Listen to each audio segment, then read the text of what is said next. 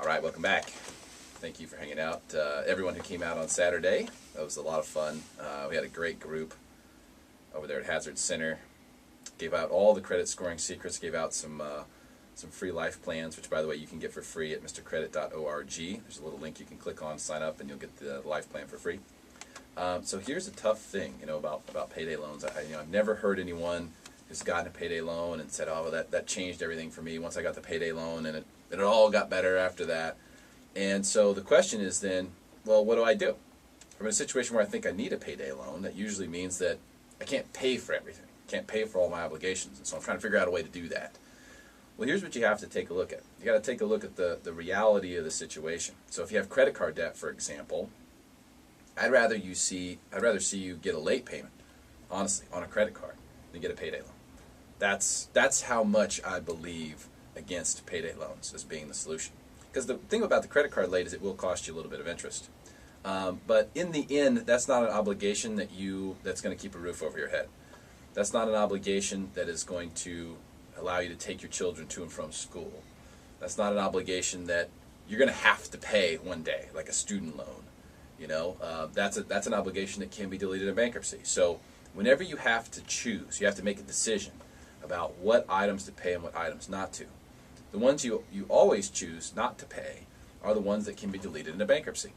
Because if you're in a situation where things are bad financially, you lost a job, or someone got cut back, or maybe the spouse lost a job, or whatever it may be, or got sick, and then there's new bills, you don't pay the stuff that could be deleted in a bankruptcy, because if we're headed down that road and we do file bankruptcy, all the negative payments associated, all the negative marks associated with those accounts and the late payments included will get ticked out. They'll get removed when you file the bankruptcy.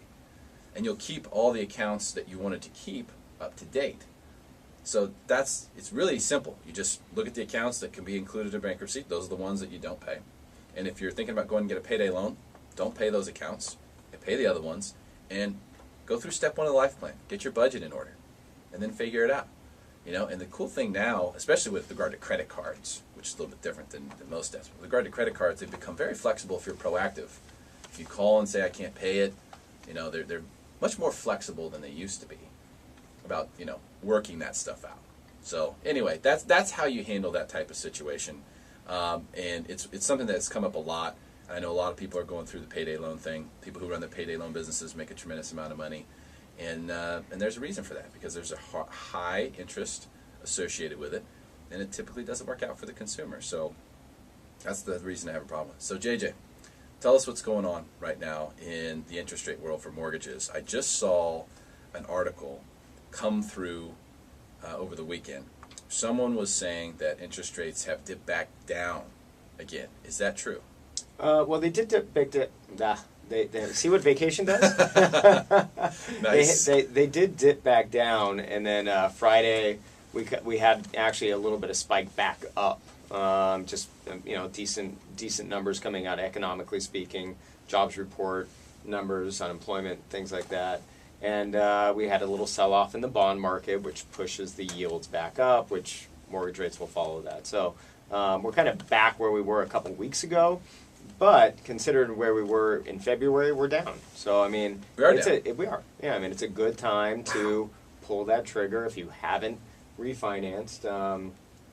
The beautiful thing about people that haven't refinanced, that were underwater not that long ago, or maybe a couple years ago, they tried to refinance. With our home values increasing, especially in San Diego County here, you're seeing people that can take opportunities back to try to get that interest rate that they were looking for and improve their situation. Step 6 of the life plan: delete your debt. Find the quickest path to being debt-free. This is where we create a mortgage strategy. And this is something where if you already have a home, you definitely want to take advantage of the ability to create a mortgage strategy for free with JJ. So we just found out, Case-Shiller showed that home values in San Diego went up 10% year over year. Now they're always 2 months trailing, so this is as of February. So the February year over year numbers up 10%. We keep hearing double-digit numbers, whether it's 13, 16, whatever it is percent on real estate here in San Diego. And I think the real opportunity within that for most people, especially people who are already homeowners, isn't necessarily because you're not going to necessarily want to sell your home, but to be able to refinance where you couldn't have a year or 2 years ago. Definitely. No, I mean, it's unbelievable. I mean, I just this morning talked to two different people that, and here's the other side to it. Forget, we're underwater, but let's say you purchased a home last year with FHA financing, maybe you put 3.5% down, and you have a decent mortgage insurance payment every month.